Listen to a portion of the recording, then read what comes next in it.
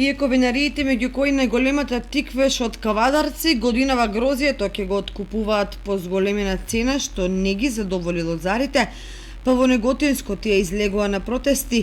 Цената од 12 денари за килограм смедеревка и 16 денари за вранец представува зголемување од 20 до 35%, но и не е доволна за рентабилно работење.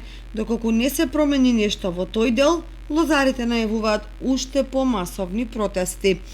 Граѓаните на Кочани и регионот ги интересира по кои цени ќе се продава грозието произведено во Кочанската котлина на мало, за да знаат колку ќе ги чини набавката на планираните количини заради производство на ракија и вино во домашни услови.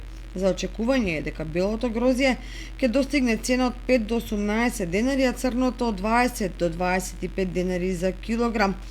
Дали винските сорти грозие се скапи или со реални цени е релативна работа, особено ако се имаат во предвид цевкупните поскапувања во земјоделието и пошироко.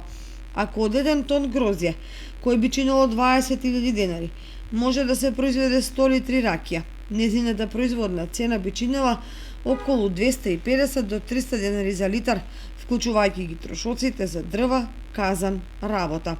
Од друга страна на пазарот меѓу граѓаните има голема понуда на лозова ракија од 200 до 250 денари за литар, но во таа цена не е пресметено чувството да се пие сопствена ракија, правена со мерак, амортизирана, пожолтена и одстојана.